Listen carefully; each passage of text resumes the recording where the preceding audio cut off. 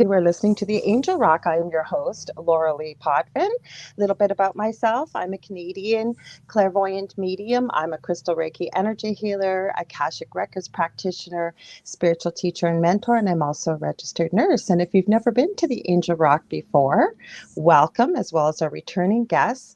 On my show, I say I cover all aspects of the supernatural and esoteric, as well as I have my guests that I have on come from all walks of life, whether professionally or extracurricularly. They're making a positive change for humanity.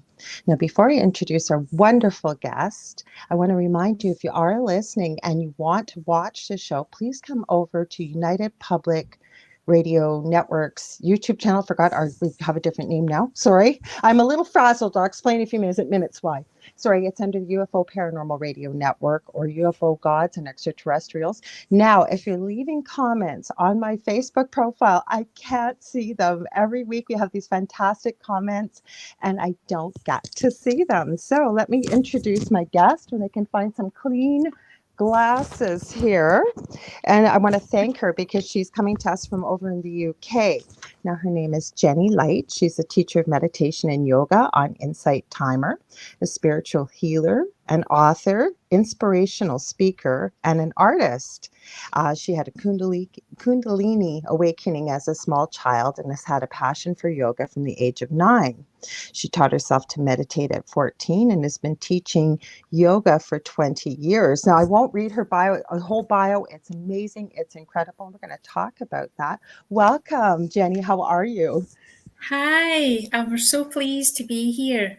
I'm pleased to have you. And poor Jenny, we have, as often happens, I want to give a huge shout out to Gavin Lee Davies, who sends me incredible authors like Jenny. And I never get to meet these wonderful people face to face, if you will, on camera until we come on the show. And tonight, boy, was I cutting it close, you guys. And I'm sorry I'm a few minutes late. As you know, hey, Dave, welcome. Dave Petrella and the chat there. He's been on our show before. He's an astrologist, a biologist, really interesting guy and a great supporter of the show. Anyways, last week we had a scheduling snafu, mostly my fault. Well, it was my fault. I shouldn't say mostly, it was.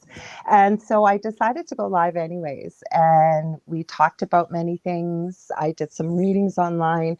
And then I pulled out my resin that I'm doing every spare minute because I'm going to be launching a resin store with a spirituality line and everything else under the sun line. And of course, what did I do? 5 o'clock, I mixed up this huge pile of resin. I thought, oh, I got lots of time. Yeah, and then I looked up as I'm getting rid of the bubbles, it's like 5 to 6. So I was running like crazy. So thank you, Jenny. Thank you. Because you've never been on StreamYard before, right? No, I haven't. No, so yes, I'm a newbie. Well, you did it great because believe me, she just popped on and she was waiting for me. We've got Art Greenfield. I'm not sure. We'll see what other comments they leave there, whether we've got somebody that's spamming us or what they're doing. They're leaving links here. We'll see. I don't know yet, Art. Don't mean to be disrespectful. We'll see what else you post there. So, Jenny, what did I miss from your bio? Tell us all a little bit more about yourself. I love your accent, and I have an accent to you Thank as well, you. I know. Yes, I where do I start? I don't know. Do I start now? Do I work backward, or do I start when a childhood and work Well, forward? you were talking, a lot of people don't know what a Kundalini awakening is. Now, I do, but for our listeners, what is a Kundalini awakening and how did you know that you had one? Well, I didn't as a child. I was 5 or 6, and Wow, that's early. I didn't know what it was. Hmm. I used to have these very strong, powerful sensations that ran up my spine. It was like Hmm. it was like hot lead. It was really, Oh, really powerful going up the spine, and then I would lose control of movement of my body, and then I just was in this expanded space where I was at the one and the same time as vast as the room and as small as a seed. I felt the tininess of myself, hmm. but I had no words to describe it. it would go as, you know, I don't know how long, whether it was like that for hours or minutes, I don't know. And then I could feel the heat going back down the spine again. It was only when I was an adult and I'd went to do my yoga teacher training that I was like, oh, right, that's what happened to me as a child. And the same thing happened when I did my yoga teacher training. So what does Kundalini awakening mean for people that may not understand what that means? Well, it's an expanded state of awareness. The Kundalini it's an energy that wraps itself, you know, as a potential is dormant at the base of the spine, 3.5 times wrapped around the base of the spine. But at certain stages of spiritual development, that power, that energy will come up the spine and over the crown of the head onto the third eye, the Ajna chakra. Anyway, I can only describe what it feels like, not what the theory is, but it was unbidden, shall I say. Nothing stimulated it, you know. I've read that sometimes people say that you can have like an injury or, you know, something happens to you that can bring this power up. Well, I'm in the camp that disagrees with that. I think it's somehow a stage in spiritual development. Yes. And that I must be just carrying on from where I was in previous lives. I have to agree with you. And everybody I've talked to about Kundalini awakening, whether on air or off air, I think we've all got a different idea. Now, the way I look at it is the one thing I really always say is what we perceive becomes what we become to believe, and it becomes our reality.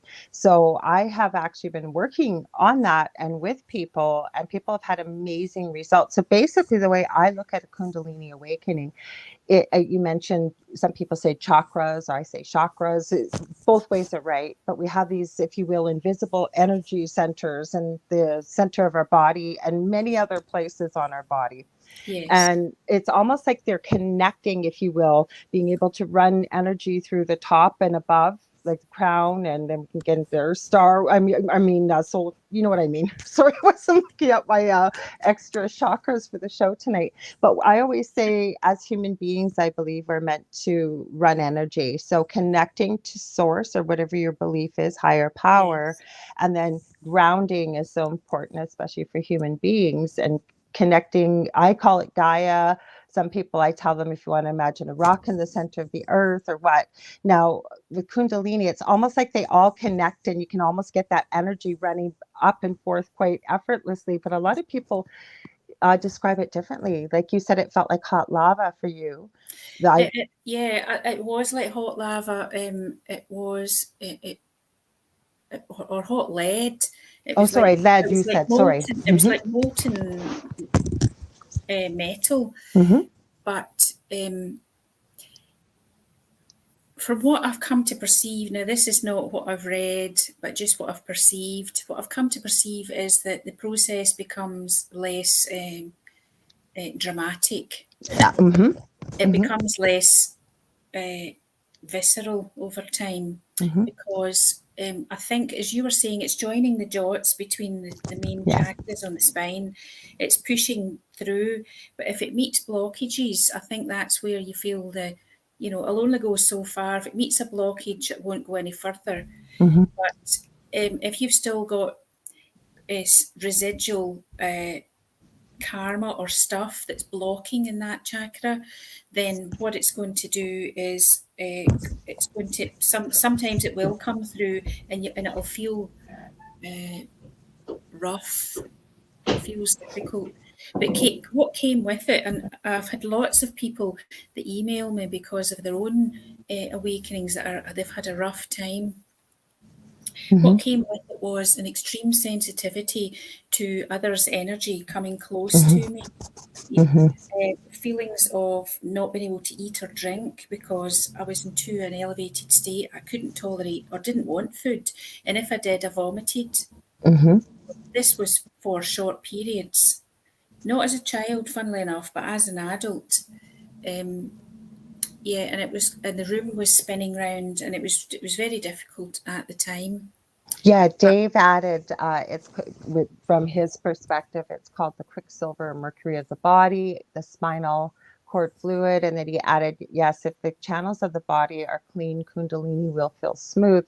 And when you were yes, speaking, I'm quite clairaudient, so I hear spirit quite a bit. And one of my guides, I don't know if they were trying to be facetious, but they said it's basically when all your stars are aligned. So everything's open and clear, and it's very interesting. I think you're the first person I've met that it's happened as a child, but it would make sense, right? Because we're so innocent where we are in development, energy, and what have you, right? well, I don't think it's the innocence. I think, well, I think it's because this is what where I had reached in some previous life. I do have memory of um, sitting meditating over a valley, and and it's jungle, and I kind of intuitively knew it was India. Mm-hmm. Mm-hmm. I've only been to India as an adult, but as a Right. child, I kind of knew these things. Um, anyway, it's strange to describe what happens when you're a Mm-hmm. child, Mm-hmm. because you didn't have the vocabulary to describe it then. Definitely.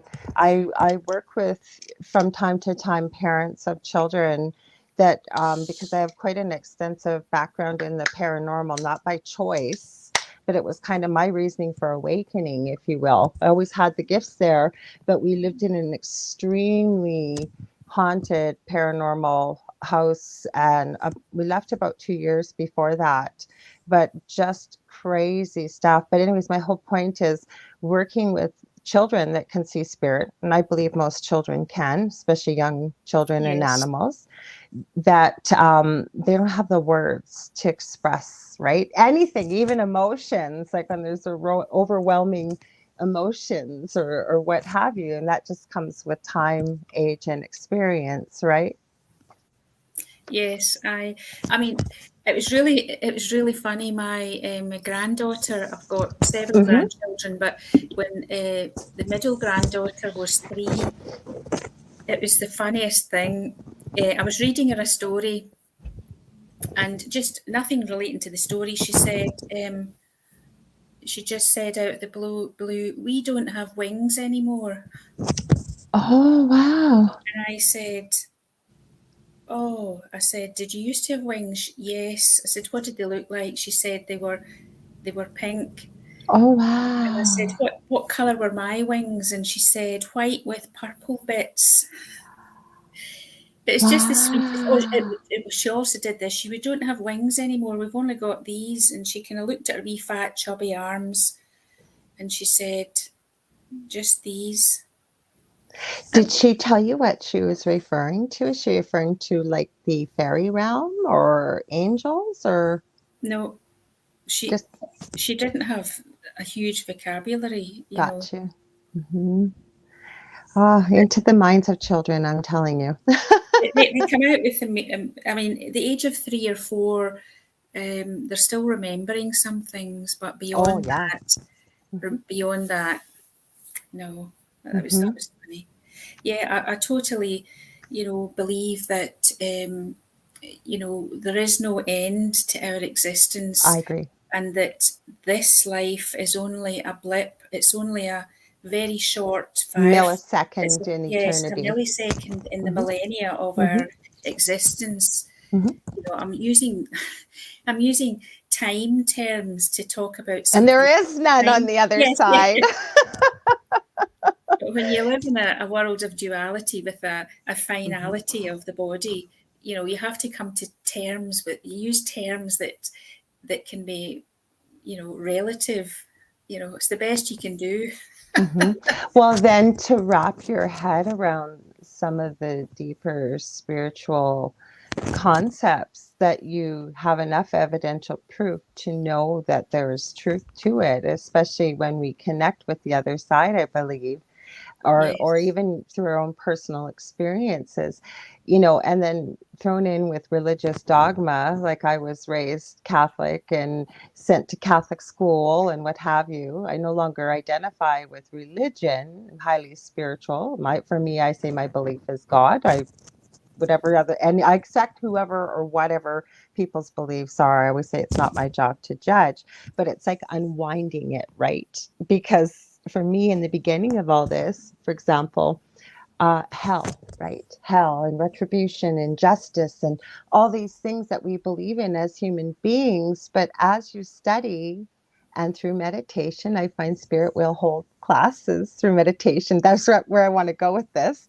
And you start to unwrap it, and it really gives you pause for thought, doesn't it? And then to try and explain these things to people that maybe haven't quite thought of that yet. They still believe that there's a hell and, people are going to pay, and not Mm. realizing with the millisecond that we're spending here in eternity what it really is, right?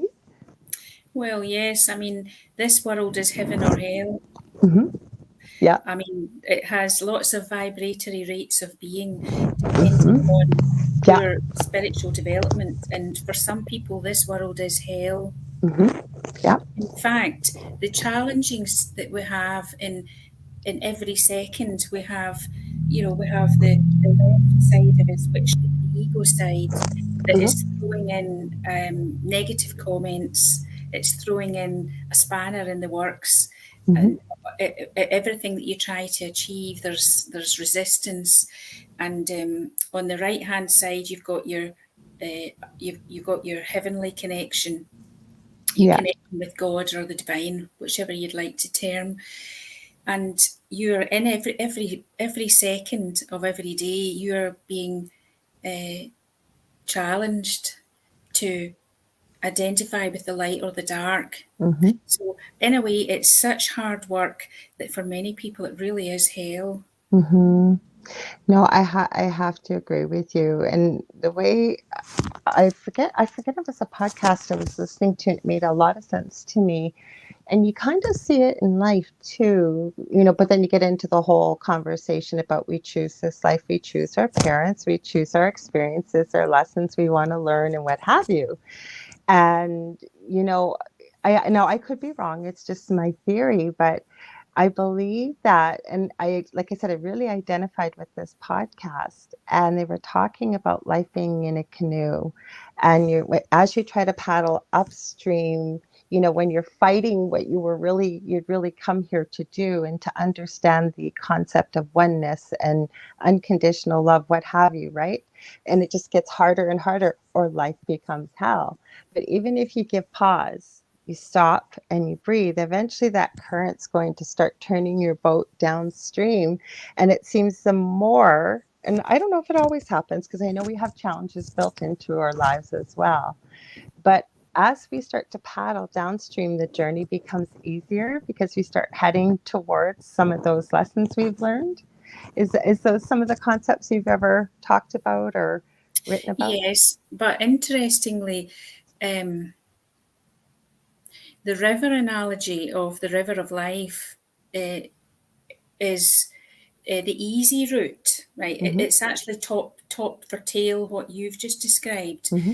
As far as the kind of yoga philosophies that I've read about, Mm-hmm. whereas the easy route is to follow the current downstream. Yes. You're moving further away from source. The Yes. source, as in God, is at the head of the river, so you have to fight against the current, Mm-hmm. and that means you're actually fighting your own um, ego nature. Mm-hmm. You're overcoming, and there's this yearning and striving to get back to that source, that oneness. Mm-hmm. So there is a constant uh, sva dharma, which is this uh, striving to get back to source, to live the best that you can in any moment, to live from your soul Mm-hmm. self and not from the ego self, from It the makes complete and utter sense to me. Absolutely. Now, you've written a new book. It's Awakening the Lotus of Peace, Yoga Meditation for Inner Peace. So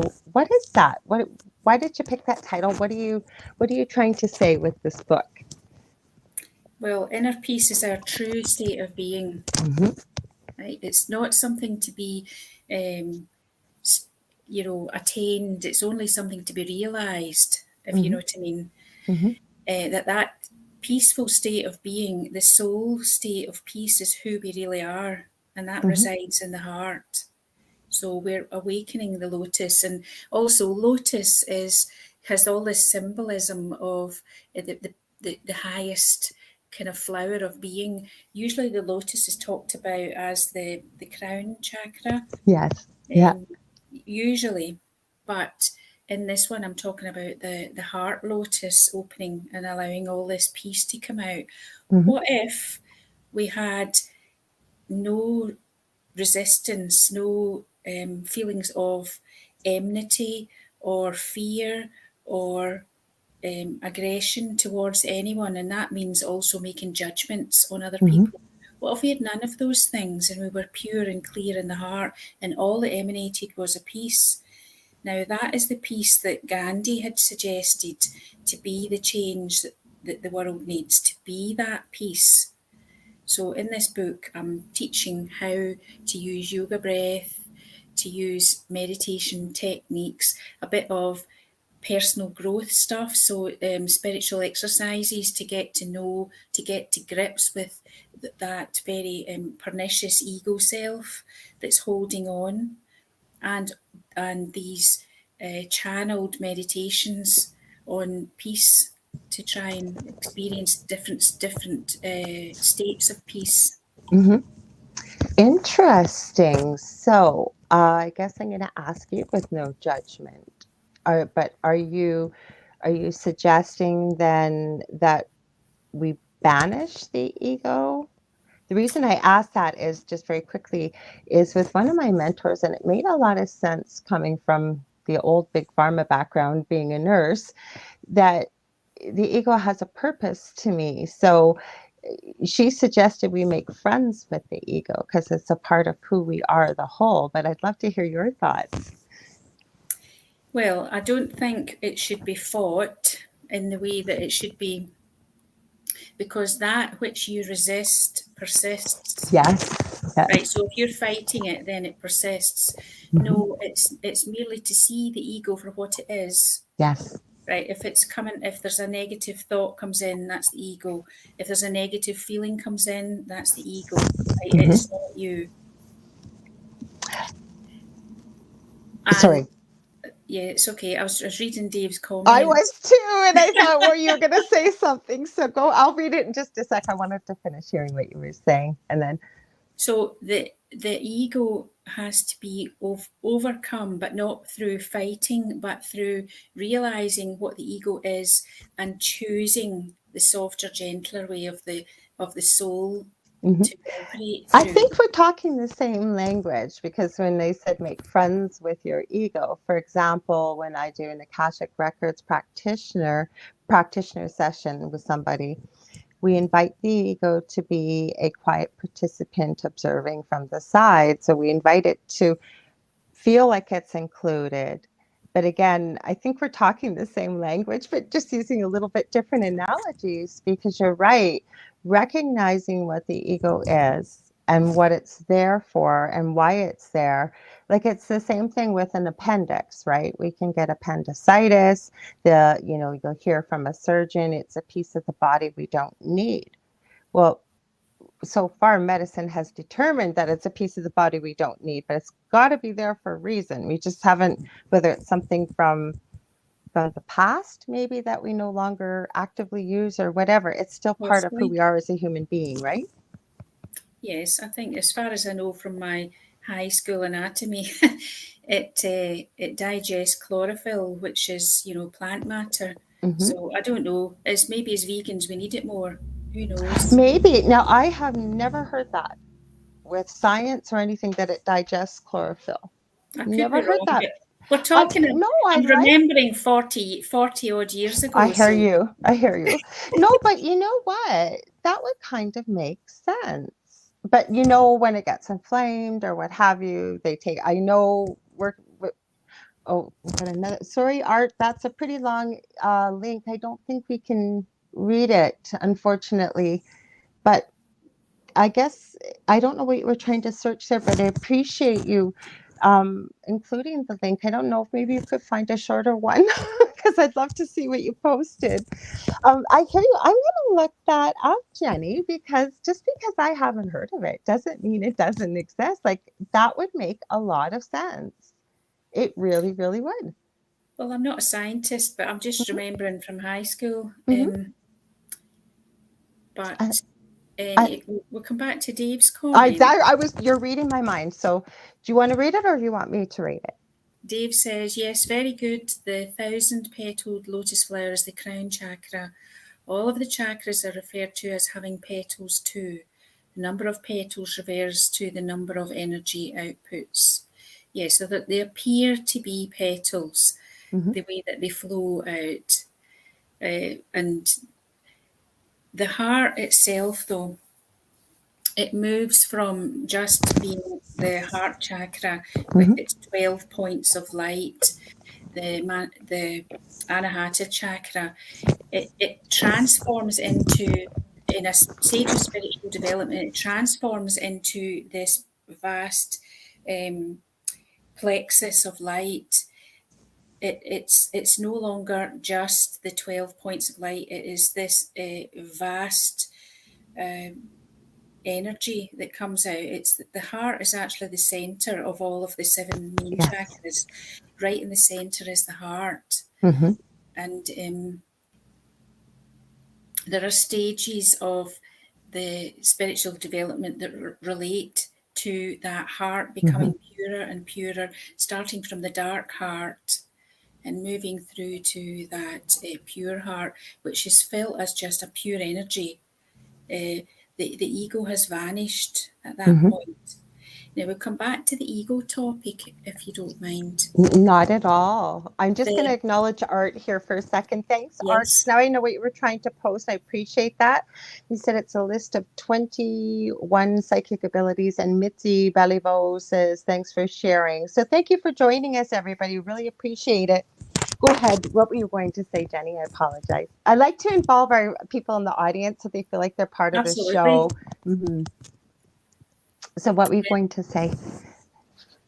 The ego. Um, You sorry. said you wanted to come back to it. So, well, what I'll ask you then, because you get people that will say uh, that this isn't possible, and I'd love to hear your thoughts because I think it is, anyways, is do you think inner peace is achievable? And I'm going to add to that sustainable for, throughout the lifetime without, if you will, the egotistical parts of things that we pull into life with everyday life. Well, I'm going to challenge the word achieve Hmm. because that suggests it's something that needs to be won or Exactly. attained in some way. But in actual fact, it's just dropping into that peace. It's realizing that it's always there, but we can't perceive that peace when we are so beset by all of the ego, busy, busy body, busy mind, busy emotions. Everything's like a storm inside. You Hmm. know, even though you might be calm on the outside, if the inside is not calm, then you can't perceive that peace. So that state of peace is actually always there. It was the peace troubadour James Twyman that said, "Peace is always present, but sometimes hidden." So, yeah, because not I think I know, I agree with you that I think that's our natural way of being. But for somebody, besides we want them to buy your incredible book, but what else could, no, we do, because I think it's a manual. Um, what other things can people do to get back to that natural state? Thank you. I used it on the banner. I forgot to tell you, but I always use people's books on the show banner so that if people are in a bookstore and they may not have seen the title, but they'll see the picture and they'll hit the subconscious, right? Where did I see that book? It's a So beautiful cover, isn't it? it's gorgeous. The colors, again, really embodying inner peace, I Yes, believe. And yes, green being a healing color as well, I Yeah, I believe. worked with two amazing artists for this book. One of them did the cover design Hmm. and she interlaced. This is Suze McCallum. I'll give her a wee plug. Um, Good. she interlaced the other artist's piece mandala Okay. through it as well. And the other one did hand drew piece mandalas the whole way through. If I can just show. Oh, So every page, beautiful. every chapter has got another piece mandala. So they're just utterly beautiful. So They maybe keep it. are. Anyway, that's my daughter that did that. Ah, well, I'm glad. You should give her a plug on that. There's beautiful artwork. As I Yes. mentioned, being creative, if I'm not doing spiritual stuff or very social, so I love to talk to different people from around the world, even not just with the show, but off the air. If I'm not doing that, I'm doing something creative always, because with meditation for me, I have a bad back, and it would be very difficult for me to sit for Mm. an hour or two. So that's why if you see me moving around on camera, it's because I need to to reshift my balance here with my back. But so when I do meditation, sometimes if I have a busy day, I'll break it up throughout the day, little bits here, little bits there. Because once you practice, I find it's easier to get into a meditative state and faster. So I Yes. find with creation for myself, when it's quiet in the middle of the night and there's nobody bothering me, and you just clear your mind, and it just seems so natural. So what you started meditating really young, like at 14, and I was seeing from such Gavin's such a sweetheart, he sent such great notes. He said you had some spiritual experiences that you mentioned in your book too. So how do those all intertwine? Because you don't hear too many 14-year-olds that are practicing meditation, that's for sure. Well, I mean, as I say, I kind of started with this expanded states of being that were there when I was 5 and 6. I Right. don't remember them when we moved house when I was 7, so it was when I was younger. Hmm. Uh, my father and my mother were into exploring Buddhism and Oh, okay. mystic Christianity, Hinduism. They were in their own spiritual search, and um, I chose to go vegetarian when I was 6, Wow. and the whole family we were given choices, but I already had made my choice, Hmm. because I didn't want to eat anything that had to be killed for me to eat it, and Hmm. I don't think plants are quite the same, you have to eat something anyway. Hmm. You do. You don't Hmm. have to, I'll come back to that, but um, when I was 9, my mum started going to a yoga class. Oh, She okay. would come back, she would practice the yoga in the living room, and I loved to join in. I got I got a yoga book for children for my 9th birthday, I and I love never it. went back. I went on to, I had a Richard Hettleman work plan. It was a month work plan. I don't know if you've heard it, written 60s, well, 70s, 80s. He's an American, What was his name? It cut out for a minute. Sorry. Richard Hettleman. Anyway, It whatever. sounds I familiar. had to get a workbook, and I used to work through this book of yoga exercises, and that was me. I had my own daily practice. Well, definitely from the age of 14, perhaps earlier than that. I'm not sure, and it just seemed natural that meditation had to come too, because that was the whole thing. He taught that you do this series of asana exercises, and you're opening the lungs and you're Hmm. expanding your lung capacity, and then you're moving into meditation. He made it a Hmm. journey, and I thought, well, meditation has to be it.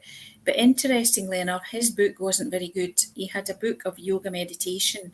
Hmm. It was indecipherable to me. I couldn't work it out. Right. It didn't seem to be very well laid out or something. But I started using a book by Barry Long, who's an Australian meditation teacher. And his book was very simple. It was in a nutshell. There was hardly any pages in it. It was just do this, Yeah. do this, do this. And that made sense. See, that's what I find with people. Myself in the beginning with meditation, and had a teacher that was quite funny. She had a call-in show. This is years ago, and it was just so hilarious because she was live, and she's turning red in the face, and she kept saying, because I kept saying, no, I'm so busy. You know, it's really hard to find time to meditate. And then, like I said, her face started to turn red, and she's saying, I'm not saying that. No, no. And you can't hear any other voice. You can't hear anything. And she's just getting more and more embarrassed. And then she finally says, okay. She said, one of your guides and my guides has said, I need to say this to you. And they assure me that you will have a good sense of humor about this. She said, do you head to the restroom? I said, well, everybody does at least once or twice a day, or numerous times are in the restroom. And she said, well, we all have 5 minutes at least to ourselves. And that's a good place to start. But she was so embarrassed, and I'm kind of filtering what she said, but it was pretty funny. But, you know, like I said, to hear of a 14-year-old, and with the problem is, I think I find with people, that's where I was going with this, is people say, I can't do meditation. I can't quiet my mind. I can't this. I can't that. And that is the big one I find with people, saying they cannot quiet their mind. So does your book start sort of with a beginner aspect, or give suggestions on how to get to that natural state Yeah, of inner peace? I would say the book is it kind of it broaches all abilities, but it does have in the introduction, it has the kind of meditation in a nutshell. And basically, what I would say would be, if you everybody can meditate, even if you're looking for, people are looking for, thinking that they have to sit for 10 minutes or 15 minutes Yeah. or an hour or something, and that they've got, the mind has got to be calm the whole time. No, meditation is a process, you know, that even what they're looking for, and I tell my students that you're looking for 1 second of clarity, you Mm-hmm. know, and then the ego will intrude again. So you're trying to pull yourself back into focus and look for another second of clarity. But there are techniques in how that you quieten the body. The body comes first. So you're quietening the body by doing any sort of exercise at all to try and get the static out of the body. Okay. Do some deep breathing. I'm not, given specific things here, because not everybody does yoga, but most people go for a walk. You know, something that would clear the body of the static. You know, if you're going for a walk, then barefoot is a good one. Yes. But if not, if you're not barefoot with shoes, and visualize that the static is going down through the soles of the feet and into the ground. It's being Mm-hmm. absorbed by the ground. And if you're barefoot, you are visualizing the same thing, but you're also receiving the negative ions from the earth, which Mm-hmm. is extremely calming and healing for the body and for the mind. So you're, whatever you do, whether it's a few yoga exercises, whether you're going for a walk, whatever it is that you do, or just a few stretches, lifting the arms above the head and breathing Mm-hmm. in, get the body, first of all, released of some of its static. And then you're focusing in on the breathing. You're allowing the body to come into a seated posture, whatever that might be, whether you're in a chair or sitting cross-legged on the floor. There's no ego trip here. It's what can be comfortable, so you don't need to fidget for 10 or 15 minutes, whatever you've got. And you're using the breath. Now, there's several breath techniques that you could use, but a simple one would be where you observe the length of the inhale and you make the exhale longer. Okay. So there's no great wealth of knowledge needs to be done to do that. If you change the ratio of the breath, i.e., you make the exhale longer, then you very quickly start to change the brain waves. We bring the brain waves from beta, which is the normal state of waking consciousness, into alpha, which is the sleeping consciousness as we slide into sleep. Alpha is also where we move into REM. You've got this, the rapid eye movement state doing dreaming. But for meditation, we're wanting to pass through alpha without becoming so drowsy that we lose that alert and awakeness. And we're moving into the deeper states of meditation. So the brain waves become longer and slower if we focus on the exhale becoming longer. And then we can do some focus of the mind. So the mind is going to be not blank, but focusing on something. So you could be focusing on visualizing a beautiful flower.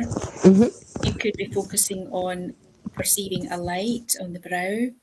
You could be focusing on, if you're using a mudra, like the Jhana mudra, you're touching forefinger and thumb, palms facing up, as if to be receptive. And you could focus on the sensation between forefinger and thumb, but there's a focus of some kind, and but the technique gets you into that calmer mind, calm, stable, upright body. So Dave says, I agree, Jenny. We have to get the energy to move in the body. This really allows for higher spiritual awareness. The heart, mind, and body all have to be working together. Absolutely, I agree. So now I have a good friend. I don't know if you might know him or not, Augie Nost. He's originally from Norway. He lives in the United States, and he has a show called Broadcast Team Alpha with Nori Love. And he's been on my show quite a few times, and he's a great proponent. And I really do believe in many things he teaches, but the mastermind, when two or more minds are focused on the same thing, you can increase the energy, if you will, to help bring it to fruition or manifestation.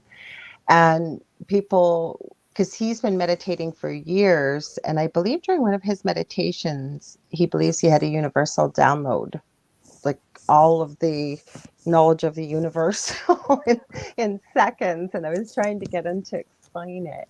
But my point I mentioned this is he suggested that for meditation, now you've got a different method, and I love that you've shared what you have here, because I think it's important for people that maybe, they're not able for whatever reason, whether it's their own belief system or what, that wouldn't work or what have you. But and please, I don't say that with any disrespect, but the reason he suggested this was, and you made me think of it when you mentioned focusing about a light on the brow. He suggests when you close your eyes to focus on the inner eyelids, but do you remember those pictures back in the late 80s? I think it was early 90s, where they just looked like a bunch of static lines. But if you could unfocus your eyes, the picture would reveal. Yes. That's what he gets you to do with your eyes, but bring them almost midline while your eyes are closed. You're not quite cross-eyed, but you're aligning, he says, midline in the brain. And he explains it much better than I do. And some people actually really found it helpful. One thing I am going to ask you, since you're a big proponent of it, have you heard of brain yoga? Brain yoga? Yeah. No. Okay, I'm going to send you this because I never heard of it either. And the magic eye, Dave said. He was the one that introduced me to this. I have a son with severe autism, and what they do is they've been using this, I guess. It takes about 30 seconds to a minute in the morning, and it's just a certain, I don't know why they call it yoga, because it isn't really yoga movements, but it's a certain way you move your hands and your arms and what have yes, you. I do. Okay, so you do know it. Okay, I thought you would. What's it called? It's a kind of oh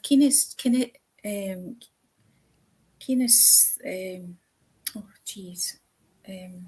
It'll come to you. he told me about it to try. You know, I haven't been able to talk my son Brain into. gym, that's what it's called. Is it brain gym? That's what we Okay. call it in Scotland. Yeah, Okay. it's the series, and it's to do with the idea of it's taught in schools. You Not know, here.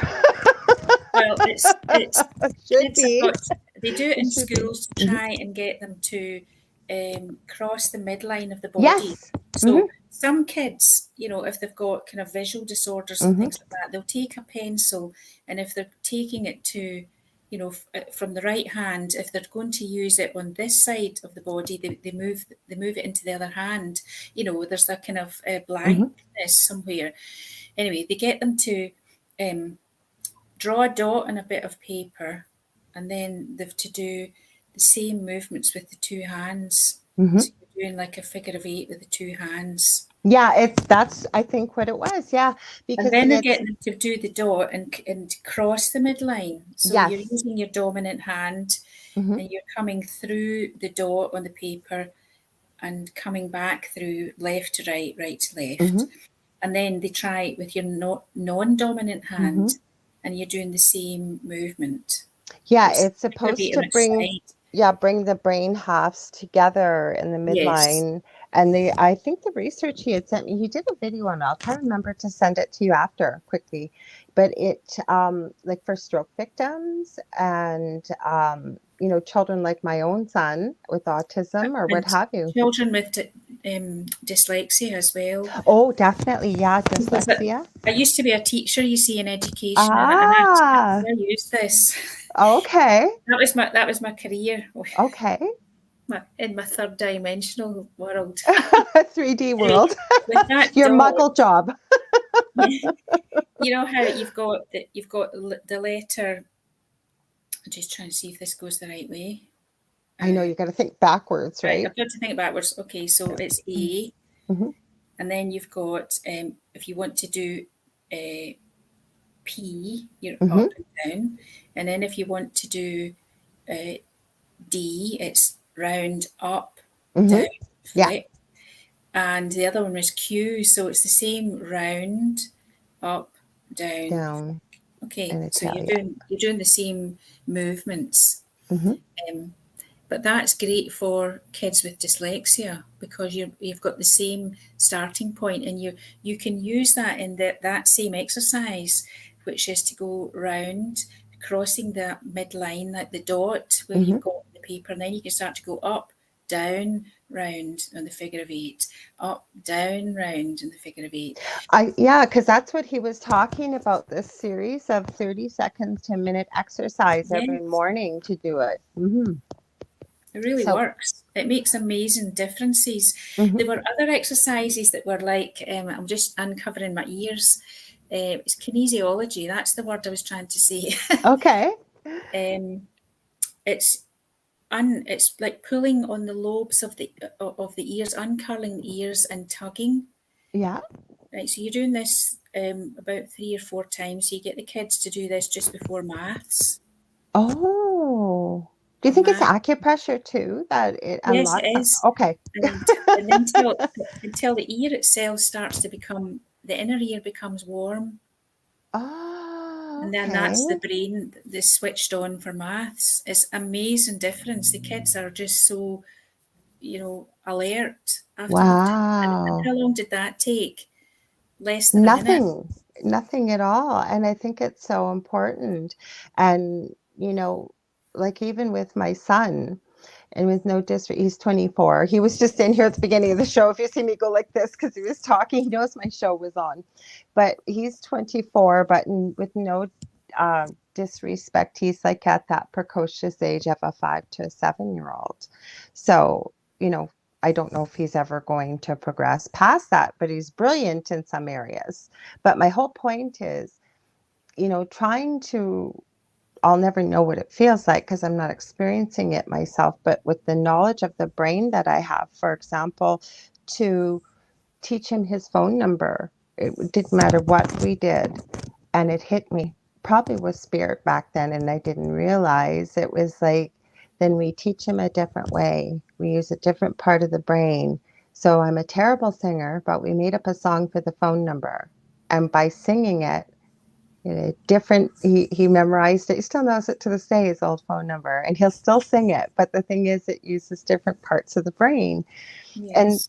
the reason I mention that is because with meditation, I think the further and deeper that we go with meditation, I think that anything is limitless. I don't know, what's your thought? Because of the gifts we can unlock, that's part of my message is we have so many gifts and we are so powerful. And I don't say that from an ego sense, but the things that we've been told are never possible are possible. I believe we did it centuries ago, and we just need to unlock the key.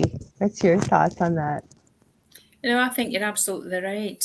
And it's interesting what you say about using different parts of the brain Hmm. because I remember reading some research about different states of being. So some Hmm. people that perform well under the influence of alcohol, Yeah. drugs that most people would that would be a hindrance, but some people they actually perform well because Hmm. they've learnt to operate through that state of consciousness. I Hmm. can't vouch for how that is for myself, but Me um, either. no, These people I know probably or have met in my lifetime that, yes, I would agree with that.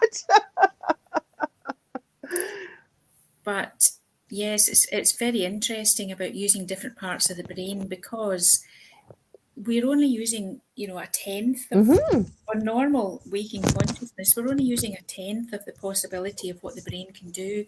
Hmm. And I'd be interested in hearing your thoughts on meditation, but most people describe, and science has proven this to be, by using probes on the head, Hmm. the the brain of a person that's deeply meditating in the states of like delta, A moving theta. really, really Hmm. deeply in meditation, the whole brain's lit up. Hmm. It's like a light bulb. Hmm. There's, whereas in normal waking consciousness, we've got flashes here, there, we've got Hmm. some areas of the brain that are more lit up than others. But in actual fact, we use the whole brain for um, doing activities. It's just that some areas are more lit up than others. But as someone that's a stroke victim, they Hmm. have to learn to reuse the brain in a different way. They have to Hmm. learn to speak using a different part of the brain. Hmm. The brain is the most amazing facility. It's It been is. neuroplasticity teaches us that the brain is malleable, it's changeable, it grows new neurons every day. Hmm. There's this idea in the past that as someone became older, that somehow their brain closed down and they were able to do less. But in actual fact, we do produce more neurons. We just have to give it the opportunity to be stimulated in order to, or use our willpower. Your Hmm. willpower can make changes. Everything you have said, I agree with 100%. And you're right. It's not just children who can grow new neural pathways. We all can. Or, that's part of, I don't mention it often in the show, but I'm also a medical intuitive. And coming from a big pharma background, not that I subscribe to it, I always look for something natural or not full of a lot of chemicals if possible. I mean, if it was life threatening and you had to go to the emergency, obviously. But my whole point in saying that is I truly believe that the human body is capable of healing no matter what it is, but because of either belief system, trauma, and I'm talking mental, physical, spiritual, or what have you, that we end up storing these pockets of energy and they become dis-ease. And for example, I have a cavity medication I have to take. It causes cavities.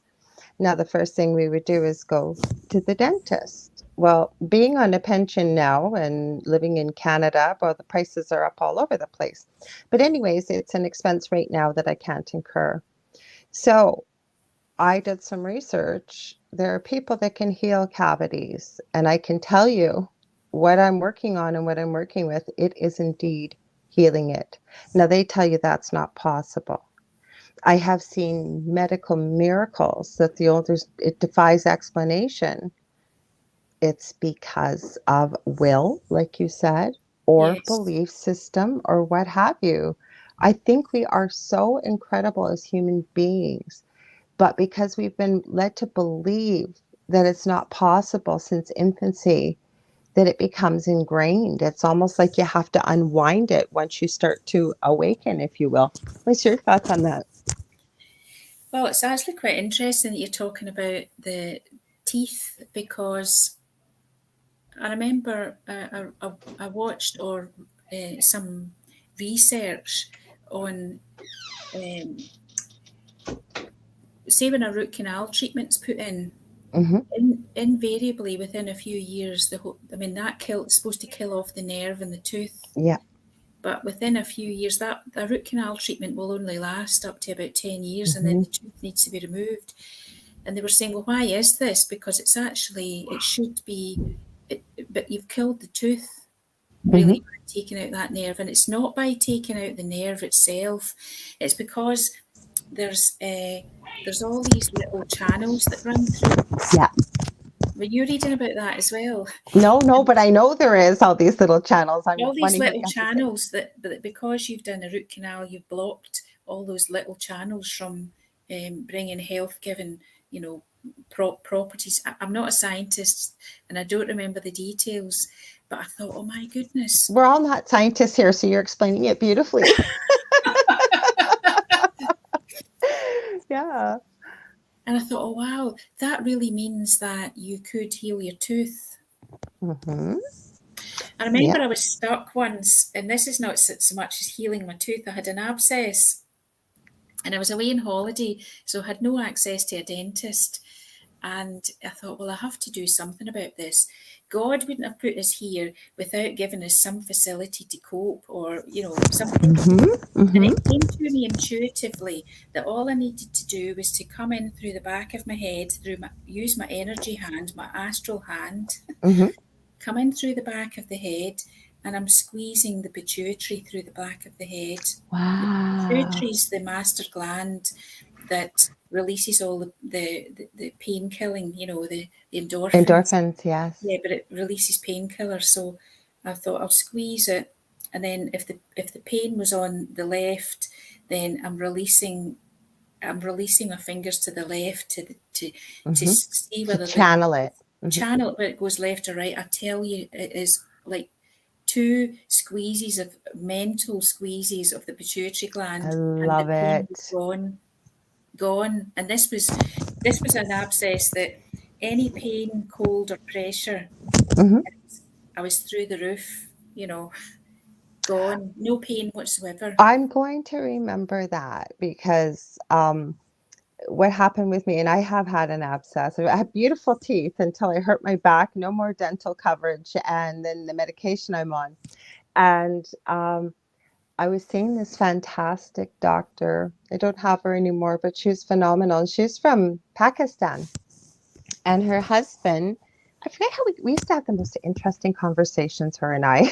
I always ended up out. I didn't mean to hold her up, but we'd end up talking about many of the things we're talking about right now. And her husband was just a little tiny slip of a man, had, I think, his doctorate in homeopathy and all these other natural healing channels. But because he couldn't read and write English properly, what a shame. He wasn't able to work in the field well here. And she had said he'd also had 3 heart attacks, and she's an internal medicine specialist. And she said he had an abscess that was like the size of a small melon, if you will. And they wanted to put him on the operating table and drain it immediately. And she said, absolutely not. Like, I don't know if he would wake up. And again, this came in handy and I remembered it. She mentioned that what she used, he knew what to use. They used apple cider vinegar. Now, I'm not diagnosing anybody. I'm not giving out medical advice. I'm just sharing something for our listeners. So she said he used apple cider vinegar with the mother in it for mouthwash 5 times a day, put a bit of warm water. She said the next day it came from this size down to a golf ball, and the next day it was gone. And it works. It does. I've tried it. So there you go. Well, do you know, we all need to have these little kernels of Yes. store covered medicines that we can store away in our brain, just in case we need Mm-hmm. something. I mean, you could be stranded, you know, like I was, Yeah. away in the wilds and unable to get to a doctor, and you've got something that you can apply in that Mm-hmm. moment, you know, just to help yourself. Mm-hmm. I believe firmly in that homeopathic medicines, Absolutely. but also that in very close to where you are at any time, there's going to be a plant that you can apply that is going to be the very thing that you need. Right. So Mm-hmm. having a store cupboard knowledge of just a few things, you know, it's Yes. a bit like you've got a first aid kit that's going to have, you know, sticking plaster as a I was going to say a banana, I mean a bandage. Yeah. Yeah. Some antiseptic cream, blah blah blah. Mm-hmm. You know, but to have a few things that you know that are going to work. For instance, dandelion. Oh, I was just talking about this with my partner, Dell. He has a show on Thursday nights here. You may hear from him. He's probably going to want to have you on his show, The Delicious Recipe, because Gavin shares with us. But go ahead with the dandelion, because we were just talking about this the other day, him and I. Well, it's actually got so many properties, you Yes. know. But you have to look at the the the properties that the plant has that it displays, because that gives you an indicator on what it's going to do for you. So, for Mm-hmm. instance, for the dandelion, it's going to come up through a wee crack in the pavement in the sidewalk. You're going to get dandelions appear everywhere, absolutely Yes. everywhere. They're pernicious. Right? Mm-hmm. There's no stopping them, and the roots go way, way, way down. Mm-hmm. So that gives you an idea that it's actually a powerful plant, you know, and Mm-hmm. the fact that they're everywhere, I mean, literally everywhere, Mm-hmm. that means that you can possibly pick one up, although you have to be careful when you pick them up, that you're not where dog walkers are and not where perfumes are, you know, that sort of thing. But I yeah, hear but you. the leaves, the aerial parts can be used for uh, like uh, bladder infections and that sort of thing. It's very good for cleansing the body. It's got loads of other properties. I was hearing that it was anti-carcinogenic, but I Oh. don't know that. I don't know all the ins and outs. I just have a rudimentary knowledge, but I have some 3 tomes that I go to. I've got this is my herbal medicines library, Mm-hmm. and there between one of them, I'm going to get what I need. The Ross Tratner book, which is it's a very old book, I think. Ross Tratner. Tratner. I'm gonna have to write this down. Yeah. I'm Sorry. writing it down. It's very, very Maybe I'll get you prescriptive. to send me the names if you wouldn't mind, and then I'll post them on this show for people. How's that? Jenny, would that Yes, work? Okay, good. that sounds good. Okay, so Yeah. Ross, and then what's the other two? I don't know off the top of my. Oh yeah, Oh, one I do know. It's the Neil's Yard herbal book. okay. So this is a kind of commercial tome, Okay. like Oh, I big got that. thick book. And it's got plants from all over the world. But I mean, Neil's Yard will be able to order you, or Mm-hmm. you can order in plants. I've got a herbal medicine, uh, like a firm that's in Glasgow. It's the Woodlands Herbs, and I just phone them up Oh, and I say, "Can I have this?" Because I've looked up my medicine books, yeah. and I say, "Can I have this?" And it's in the post, and it arrives the next day. It's fantastic. Nice. Yeah, we don't quite have that luxury. Where I live in Canada, well, the listeners have heard before, but I live smack dab right in the middle of Canada. I'm about 35 minutes away from Minnesota border in the US. And if you've heard of Minneapolis, Minnesota, I'm about 6 hours north, and the city I live in is called Thunder Bay. So it's right on the biggest great of the Great Lakes, Lake Superior, but it's almost equal distance to the west coast, to the east coast, to where, so anybody that travels from one side of Canada to the other has to come through my city, or if they want to go down to southern Ontario or the US through here, they would make a stop. So, but my point is, we don't have a particularly long growing season. We do have long winters. Oh yes, yes, but I'm talking about dried I plants. knew you You know, probably were. they're not growing them. Hmm. They're merely supplying them, if you I know hear what I you. mean. Hmm. But they've No, got a but I meant very to get them. They're a little bit yeah, more difficult where we are, yes, that you wouldn't get them next day. Could you get them? Yes. And it never hurts to have that knowledge because you work in healing as well, don't you? yes. I thought so. I do sound healing with tuning forks. Well, you're going to have to come back and talk about that because I have some tuning forks and I'm just getting into that. This is my new book I showed last week, and it's not quite the one I wanted. One of my close friends in Atlanta, hi, Leanne. It's called Dowsing and Self Healing, and it's the book, but I couldn't get the full book. So, what it ended up coming was just the techniques, which is kind of nice because it just tells you different healing techniques. It's written by Henry Dowser. I haven't been able to go through the whole thing yet. Now, the book I use a lot. I love it. All the time I use it. It's called The Secret Language of Your Body by Ina Segal. And it gets into how to activate your higher self, colors to work with, emotions to clear, both positive and negative. And I find it very, very effective. So I work with that quite a bit, but I'm getting into sound healing. So we got to talk about your book. I could talk to you all day here. We're supposed to talk about this new book. What else do you want to tell me about your book? Like, so could a beginner use this, for example, listening that's never, or why should someone meditate? Let's start there because a lot of people think, well, that's just for people that are hippy dippy, and no disrespect to yoga. Yoga is amazing. But for people that have never heard of these modalities before, why would they do it? And could a beginner start utilizing your book? Well, meditation is, I mean, it's most people do meditate at Yes. some point or other, but they maybe don't know that they're meditating. You know, when you allow yourself to come into calm, um, I used to meditate as a child. I think when I used to stare out of the big Victorian windows in the school Mm-hmm. and stare into the blue sky, and Yeah. I'd become all peace and calm, and then I'd come back into it's like, oh right, I'm back now. Back to real life.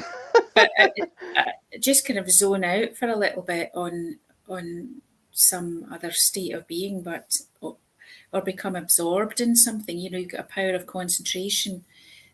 Other people, they really enjoy going for a walk and become into a meditative state walking. And I don't really mean that they're glued to their phone at the same time. I prefer when I'm not listening to anything. It's a Mm-hmm. state of quietness, so there is a silence that goes with it. But anyway, yes, the book deals with why you should meditate because Yeah. it brings you into a state of calm. That's one of the first kind of health benefits that you get is that a calm body means a healthier body. A calm mind means a healthier thought processes, healthier state of balance of mind. Okay. So, yes, I think meditating is a way in which you get immediate benefits of body and mind, but the main goal of doing it is to tap into the deeper states of being to really find out who you are. Mm-hmm. Not the body, not the mind, not the breath, not the feelings, not the personality that you've come here and that you kind of embody, but you're none of those things. To find out who you are behind it all. But in my books, I don't like flowery language. I like to keep things really simple. Mm-hmm. It's like straight to the point on things, so that people can really get to grips with it. I try and keep it as simple as possible so that it's suitable for folk that don't really know anything about meditation and also those that maybe have been doing yoga or even some meditation techniques for a while. There's something for everyone in the book. I love it because I talk about meditation quite a bit, and I use the analogies. Well, it's not an analogy. I believe it to be true. I mean, it's not just people in our fields that use meditation. CEOs of companies use it. Professional athletes use it. I was just watching, I've watched quite a few podcasts. Like I said, if I'm not in that quiet middle of the night state doing some meditation while I'm working. But I've studied near death experiences for about 40 years. And it just happened to come up on my YouTube feed. And I thought, well, this looks interesting. And I was listening.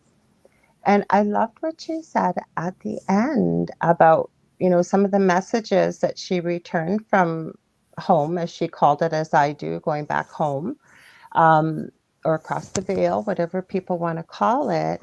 And part of the advice that it was suggested, if she was open to sharing, was it is so powerfully necessary every single day to have a period where you quiet the mind, because you're right, that's where you get these answers. That's, Yeah.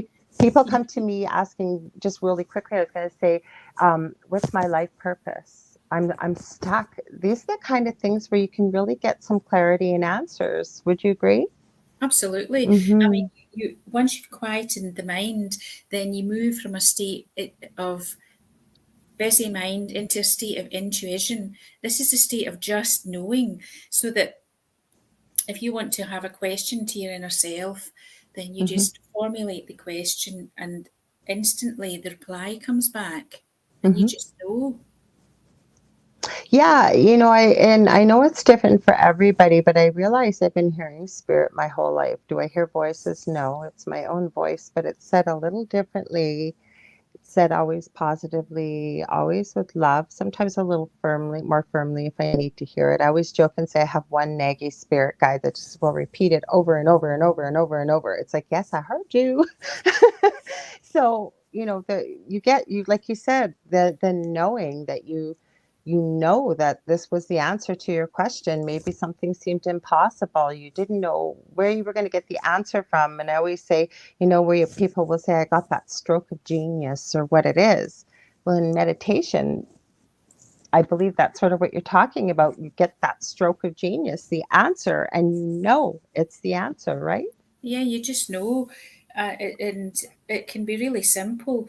You know, that's when you know you've got your soul self that's giving you the message, because it makes it so I like simple, that soul and self. suddenly Mm-hmm. you are just like, all right, okay, I can do that. Mm-hmm. You know, if there's an element of doubt that creeps in, that's the ego self trying Yes. to reassert itself. But that initial, oh well, that's it, I can do that. That's a route that I can take. Mm-hmm. That's something that I can do, and you just know it.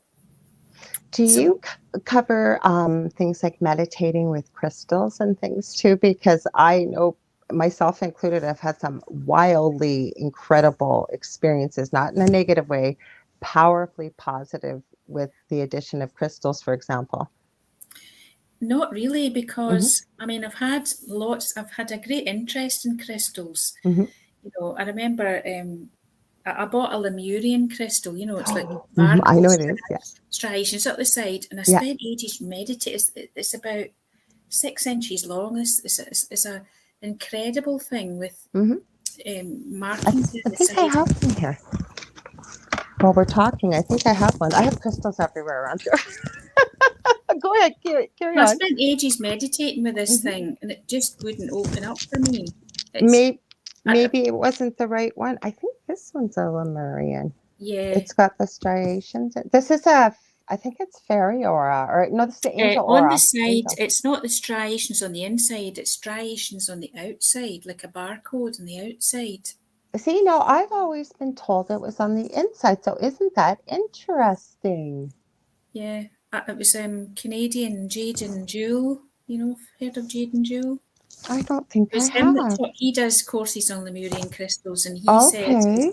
barcodes on the outside. And I went, and I bought it in the crystal shop as barcodes on the outside. But anyway, I love it. the I thing love is it. that at one time I couldn't go. I couldn't work with crystals. I couldn't do anything. I couldn't go You're too near them. sensitive. Yes, because they sang. They were too much energy, and now they seem like stones. They don't sing, they don't talk, they don't, it's like I'm in a different space. I hear you. They don't resonate. But I tried to work with crystals, but it's obviously not my thing. And that's okay, because like I say to people, even with the gifts that we have as human beings on this planet, some people might be a natural born athlete, some people with numbers, some people natural born leaders or painters or what have you. We all have different gifts, and I believe that that goes along when it comes to the spiritual or esoteric side as well. I Yes. really believe that. It just wasn't my thing. Maybe in a past life I did, but not in this one. These two, actually, they're not real Vogel crystals. I actually have a friend that worked with Marcel Vogel, and he worked for, have you heard of Marcel Vogel? No. Okay, he worked with IBM. He was responsible, you know, that shiny mirror type finish that was on CD-ROMs. For those of us that are older, they know what CD-ROMs are Yes. and DVDs. Well, when he retired, he had absolutely zero interest in crystals, but he was looking for a project to get into. And I forget what the reasoning is. I'll have to ask Dan again. But anyways, he realized how powerful quartz crystals were, because they're used in old time watches, especially like to help power the battery and what have you. So he started experimenting with cutting various angles into the crystals. And a true Vogel crystal, like I said, my friend Dan Willis used to work with Marcel. He's no longer alive. Now this is last time I had Dan on. It was about a year ago. There's only one person in the world that knows how to cut a true Vogel crystal, and you would pay for it probably tens of thousands of dollars. But my whole point is, this is just a tiny one, but it's got all these like angles cut into it. Yes. When I use this, it actually gets hot and starts to vibrate. Same as this one. This is a Super 7 where I live. It's well known, or a Melody Stone. And it actually has a red pieces in it that'll just go fiery hot. But again, that's my thing, right? Whereas, like you said, you do sound healing, or this incredible book about meditations. And that's the beautiful thing I think about, if you will, being in Earth School right now, living here, is we find the people I think we're meant to work with. And you know, what you do might complement something I did or what someone else does. I don't know. What's your thoughts about that? Yeah, I mean, there's so many different modalities we could get into. Mm-hmm. Sound just makes sense to me. I love it. I feel the difference when uh, I use the tuning forks. They can clear mental clutter straight away. Mm-hmm. If you were going to buy one tuning fork, it would be the Om tuner, I which have one. I have haven't you? even learned what it's. Oh, just over here. I'm not sure. I've got Like I them say, just. I found it and picked it up because I knew that in one of these days I was going to come in to meet either somebody or work with a tuning fork. It came with a CD-ROM and all kinds of stuff. It's in one of my boxes over there. Mm-hmm. Yeah, they're amazing. They really just. I mean, the Om tuner can be used to balance both hemispheres of the brain, so you're listening on either side, and Mm-hmm. really it brings the whole head into balance. It can clear static out of the body. There's a whole series of things that just one tuning fork can do. So it would be a good precursor then, if you had to, if you couldn't say get outside to move the static in the body to get ready for meditation or what have you. Then, Yes, yes, you could use it around the body. Yes. wow, wow, I'm gonna have you come on next. Well, I'll probably have you back on anyways. Usually, most people I have on here, I either get to know them well, or you know, they keep coming back or what have you. I'm just want to look like. I think we've covered a lot of this, but oh, this is a good question, and I don't always look at the questions, but um, it says, do you think that a personal meditation on peace can impact the world? the entire world when it comes to, say, world peace. Absolutely. Mm-hmm.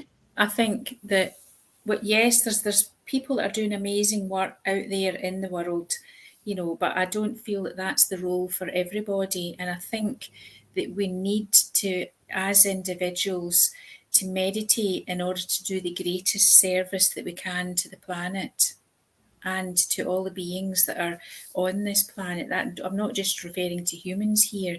There's the animal and plant life and Mm-hmm. a myriad of unseen beings, Absolutely. but to do the best that we can for Mm-hmm. the planet. So your meditation then not doesn't it's not an act that's just going to benefit yourself. It's to benefit everybody. So you're meditating to drop into. You have to experience that peace within yourself and then amplify it. Mm-hmm. So some people think of peace as like the negative, the opposite of war. War is one thing and peace is another. But I don't believe in that. I think that peace is a positive state of being in its own right, and that peace already exists. In some realm, peace already exists. I was talking about within your own, the microcosm of your own being, that state of peace already exists. So out in the macrocosm, peace already exists. You merely have to, and merely, it doesn't mean to belittle it in some way, because actually, there's work here that's involved in this, but is to drop into the peace within, amplify it, and send that piece of the macrocosm out through your small vessel. But I believe that, like I always say, we have to focus on what we want to see, not what we don't, because especially I believe collectively around the globe, there's been such a feeling of negativity, division, anger, depression, sadness, and fear. And, every now and then, again, with talking to quite a few people off air around the world, you'll get somebody that'll have a news item and they'll share it. And whether it comes from an independent news source or of the legacy media, it generates the first feeling of fear. So it's one of the things, and I always say I have to walk the walk of the talk that I do, because if I'm going to say to you, we have to focus on what we want to see, not what we don't. Because I think, again, getting back to the mind, and I think that meditation can help us really start to focus our mind, is that we can pretty well manifest anything we set our We minds can, to. and therein you've hit the nail on the head. Therein lies the danger on an untrained meditating mind, right? On a Mm-hmm. mind that doesn't meditate, is that you're perpetually, like that fable of, the ever churning. How did the sea turn to salt? It was this salt um, grinder that constantly it was magically churning out salt all the time. Well, we are unwittingly churning out all these manifestations, and if your thoughts are negative, then you are adding to that mass consciousness of negativity unwittingly. You I know, think that that's important because, there's so many people. Now, lately, I've heard a few people say words matter, but I always say our thoughts, our emotions, and our words are some of the most powerful forms of energy, right? So I yes. think you really hit the nail on the head here that, again, you get into mindfulness here, but really being mindful of what your thoughts and emotions and words are. Like you said, go ahead. Yeah, absolutely. But on an untrained mind, so for someone that doesn't have meditate, it's very hard to uh, have, as you said, it's like a mindful state of watching what your thoughts are doing at any time so that they don't veer into the negative. The thing about yogic meditation as a discipline is that it uh, cleanses the consciousness of the states of negative karma the samskaras, the issues that we carry from lifetime to lifetime, of the karma that we've incurred, gets cleansed, so that we are no longer unwittingly dropping into negative frames of mind. These become easier and easier to veer away from. So, and you said, why meditate? If I come back to your earlier question, if you I'll highlight this when we get to the Dave's yeah. comment. So if Go you're ahead. wanting to do a service for the planet, and if you're wanting to have spiritual growth, then I think meditation is the way. Always say that, yes. Always, including.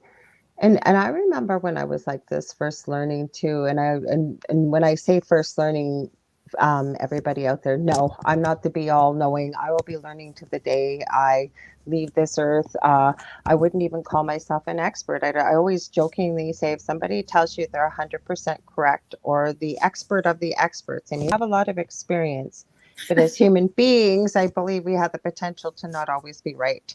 And I'll be learning till the day I die. I will. So, but when I first started, you get the same questions all the time as a mentor. How do I open my third eye? And what's the name of my guides? And, we're really enthusiastic.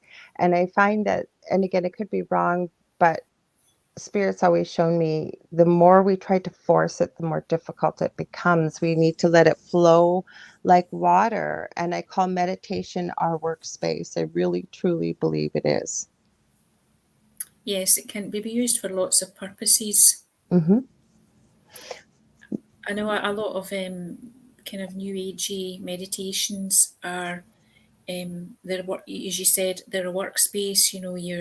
You're trying to cleanse some aspect of yourself, but yogic meditation also non-specifically, i.e., you're not thinking about that which you're clearing. You're merely just allowing the process, allowing the breath, allowing the focus to clear, because you can feel your consciousness changing. You can feel it elevating from the Mm-hmm. normal 3D consciousness. You can feel it elevating into those higher states of consciousness as you meditate. Mm-hmm. Those shifts of awareness become second place. Sorry, I mean, commonplace is what I want to say. No, but when I say workspace, yes, when I'm mentoring somebody that's hoping, because I also believe every single person on this planet, should they have the desire to do so, like you just as inner peace is our natural almost way of being, if you will, we also have intuitive gifts. We have things like this, and for whatever reason or experience, somebody, whether it's even just a calling, chooses to pursue that avenue. But again, we go back to everyday life, because I don't want people to think that this is just for the new agey type stuff, because it's not. Again, like I said, bringing in a problem. Bringing in, I'm writing 3 books. I've got the outlines, and I know if I sat down in meditation and work with Spirit, they're going to give me some ideas and thoughts and all kinds of things I hadn't thought about. It's a practical daily, something for my everyday life. Or maybe you want to build the house of your dreams, or you need a new job. A lot of people are switching professions right now with the state of the world, and you don't have any idea of place to start. Quiet the mind, bring it in there, ask for some, if you don't believe, even if you have guides or angels or what, we all have a higher self, if you will, your subconscious, whatever you want to call it. And it's just so surprising the answers you will get that you haven't thought about. And again, I keep using the word muggle mind, but the word muggle, but it is, right? The ones we all think that our brain is the mastermind that runs everything, and it's really not. It's our subconscious that's on all the time, right? Yes, Mm-hmm. it's the consciousness that's running everything. Mm-hmm. That part of ourselves that is universal. It's not harmed in any way by anything that happens in earthly experiences. If the body's harmed, our soul consciousness isn't harmed. We just transfer from this body into the kind of astral world. And Mm-hmm. then if we have issues that we need to work out, we come back in another body to work Mm-hmm. those out. So it's a continual process, but our soul consciousness is unharmed Mm-hmm. by any of the experiences that we have. Yeah, it was a really interesting concept that I had this gentleman on a few weeks ago. We had pre-recorded, and he called Earth a school, which I believe it is. But there was somebody we were talking about. I had recently, it was either a video or I'd read something, and they were talking about, I believe they had a near-death experience. And as they were back home in heaven, across the veil, whatever people would like to call that, he said it all seems so simple looking back. It was like it was all a play. He said you could see all the actors, and if you will, it was my play because it was my life. Everybody had their own plays going on. He Yes. said you could see the other actors for the next scenes waiting in the wings, and he said it was that simple looking from that perspective.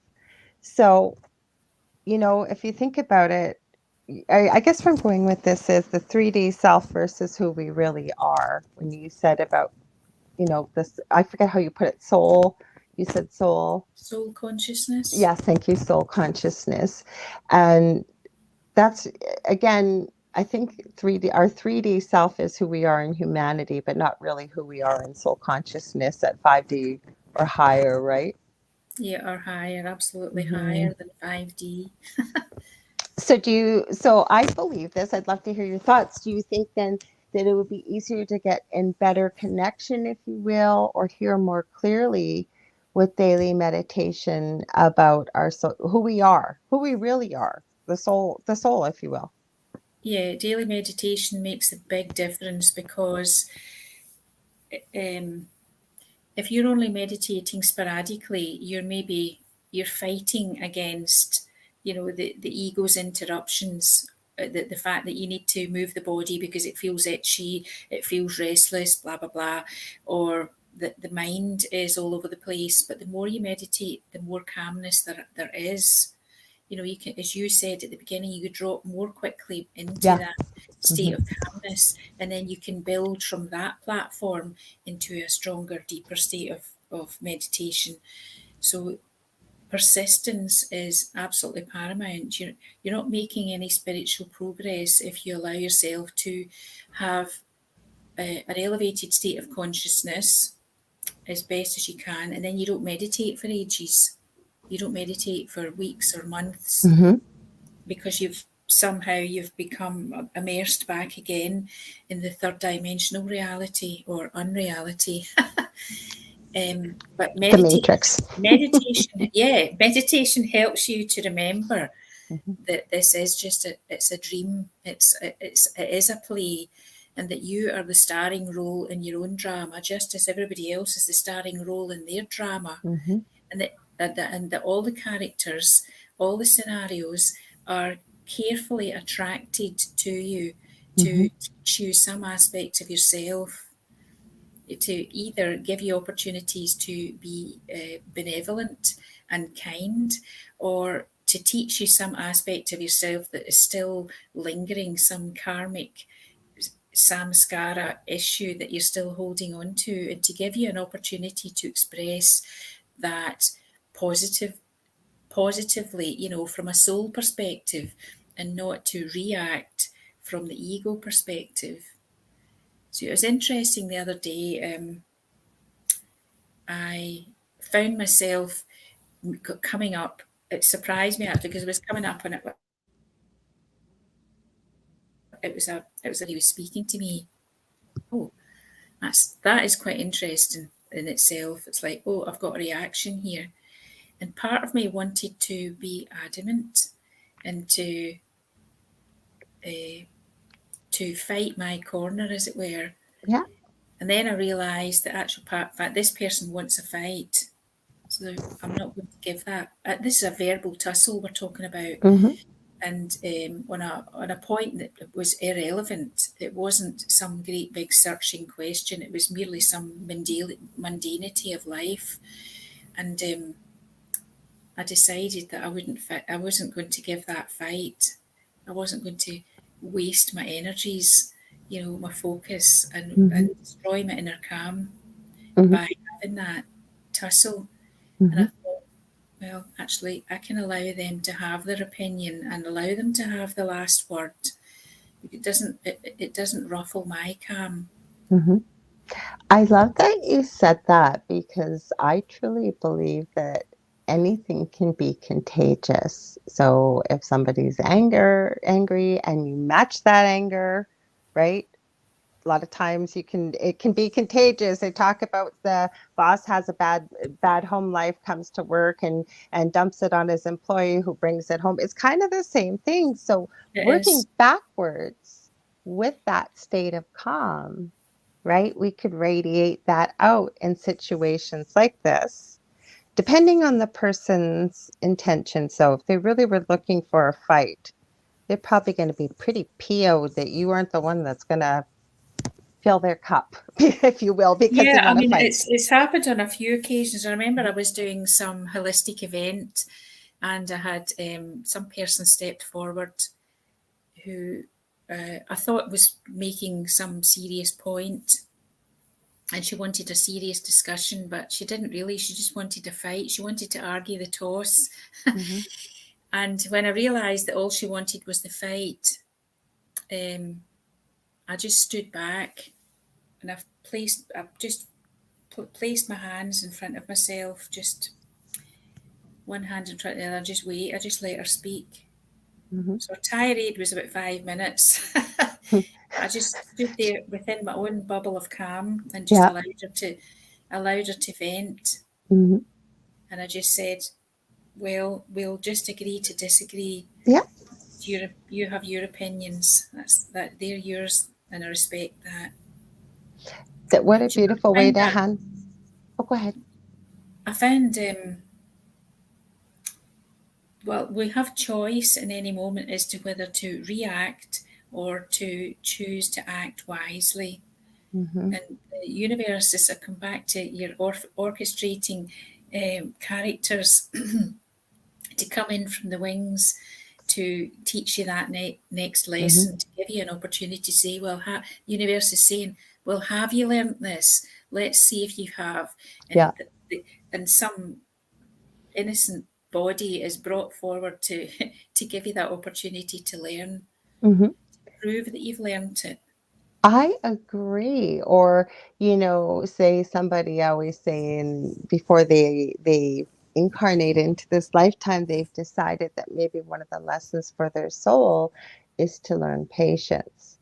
Mm. And I believe this came from another one of my mentors, and I believe they're right, is, well, believe me, more than likely, you're not going to end up in some Zen Buddhist monk monastery to learn patience. You're probably going to get a lot of people pushing your buttons and what have you to challenge you to find ways to maintain your patience. Or like, I just love what you said there. You had a lot of wisdom in that, what you shared there about the person wanting to just fight and vent. And like you said, you didn't choose to waste your energy, and the beautiful words that you shared with them at the end of it, they really couldn't fight with it because you weren't telling them they were right or wrong, just basically No, I were mean neutral. everyone has their opinion based on their perspective, and Mm-hmm. that is their perspective of of life experiences, but also where they are in their spiritual development. And I think that we have to choose that which we resist wisely, Mm-hmm. because I'll come back to the statement I used at the beginning, that which we resist persists. Persist. Mm-hmm. So if you're wanting to have the universe presenting with the same things, the universe will just keep presenting and presenting and Until you presenting learn it. until you learn it. I remember I used to have the lesson presented 3 times. I would go, "Oh, right, I see what you're trying to do. Now I'll Mm-hmm. change." And then I decided to short circuit that and say, "Right, okay, the universe presents this one time, and I learn it. So Okay. I'm not not hanging about, and it presents one time, then I'll learn that lesson and move on. Well, my lesson for me is if something shows up in my field more than 3 times in a short period of time, that's a message to me to pay attention to that. There's something Yeah. in it, whether information, somebody I need to meet, something I need to learn, whatever. Yeah, like that person that drops into your mind out of the blue that you haven't thought about for years, Mm-hmm. then they turn up. Ooh, No, I mean they turn up. You know, you get an email from them, or a excuse me. phone call from them, or you meet them in Mm-hmm. the street, or you hadn't thought about them for years. I want But to apologize. I forgot, speaking of crystals, take my crystal off. If you were hearing that, it was probably hitting my microphone, and I apologize. I usually remember to take it off. So if you're listening on the replay and you're hearing this scratchy, that's my fault. You can blame it. His name is Justice. I have no idea why, but Justice, my Super 7, likes to be present. And it just coincides with my microphone here. I wanted to read some of Dave's comments here. Thanks for being here, and everybody else that's here. We don't always see them in the comments, but we appreciate those of you that are listening live and participating from all around the world. I want to remind people too, before I read Dave's comments, that say you've missed this live or you want to share this with somebody. We are carried wherever podcasts or talk radio is carried. So iTunes, iHeartRadio, Spreaker, Spotify, SoundCloud, Podbean, YouTube, you name it. You can, I believe there's well over 200 different apps and websites where our archives are carried. So you can always find these show replays. So Dave says, I agree, Jenny. We have to, sorry, we read that already. He was talking about the magic eye, he mentioned. I think it had to do with energy in the body. And then he said, I highly recommend Cure Tooth Decay by, sorry, I gotta put my glasses on. One thing about getting older. By Ramiel Nagel, Nagel. I'll have to keep that in mind. And then he said, great explanation, Jenny. It does impact the world. We can all make a difference. And I agree, we can. And he's just talking when I had said that, rather than trying to force something, especially when it comes to spiritual development, that Spirit had shared, you need to let it just flow. Just let it be. Just let it happen. Kind of like our natural way of inner peace. Like you said, it's always there. This is just, if you will, from our conversation, it seems like it's a tools and a roadmap about how to get there with your book. Yes, I think so. Very much tool-based workbook. Mm-hmm. I like that. So speaking of that, where can they get a hold of you, Jenny? Because like you said, you do healing work, you're an inspirational teacher. I think I saw artists. Did I see artists on your bio as well? Yes, I do paintings. Oh, I love it. I don't know if you can see. There's one. Oh my goodness, that's So this was, beautiful. it Golden was part of the notification. Alice in Wonderland collection that I did. Oh, This was the one wow. where I chose not to paint Alice in. It's called The Garden of Dreams, and it's an oil painting. It's beautiful. And I've got it's difficult to move this camera. I hear you. Anyway, So, this one's it's a I triptych. So love the colors. it's a dreamy woodland scene. Anyway, the picture's not very good. Yes, I'm an artist in my days when I'm not doing other things. Well, so where can people buy your book? Where can they get a hold of you? I'd love to have you come back on again too and talk about some of the sound healing. I was going there with a few of your spiritual experiences when you were younger that was mentioned here. But like I said, there's so much more to talk about. I'd love to have you back on. But in the meantime, like I said, where can they find you and buy your book? Well, the book's on Amazon, so it's Awakening the Lotus of Peace on Amazon by Jenny Light. So anybody can buy it there. It's also in good bookstores, but definitely on Amazon. Okay. And you can get me at living-lightly.co.uk. So that's living-lightly.co.uk. So if Okay. you just Google Jenny Light yoga, then you'll get me. Well, I actually have your website on the banner too. We always put that at the bottom if somebody has one, or if you're listening, you can feel free to get a hold of me or message me or Jenny. Jenny's pretty easy to find on Facebook. I found her, or Yeah. anywhere else you're on. I know you're on other social media as well, right?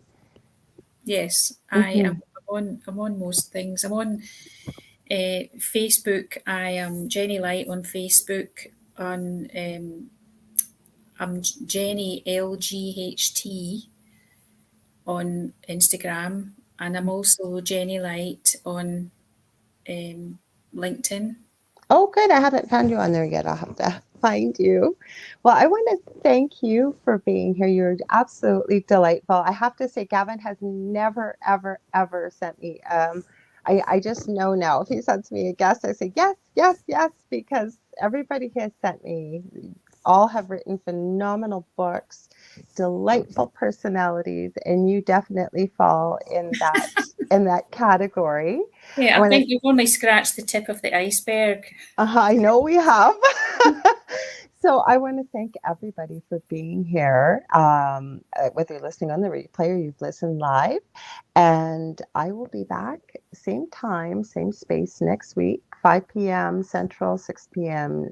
Eastern. I forget who my guest is. I'm sorry, guys. I meant to check. But if you ever want to get a hold of me, you can get a hold of me on Facebook under facebook.com/the Angel Rock. Say you've got a show idea, a question, maybe a guest you'd like to see on my show, or you want to book healing sessions or possibly a reading. That's how you get a hold of me. I very quickly have two groups on Facebook too. I have Paranormal University for all things paranormal, and then I have the Angel Rocker Tribe for many of the things that you and I, Jenny, have discussed tonight on there. So again, thank you so much. I can't wait to have you back on again. And Well, thank you thank you. to everybody here who was live or listening, like I said, on the replay. So I send you all so much love and light, much gratitude, and good morning, good afternoon, or good evening, wherever you may be. Thanks again, Jenny. Thank you.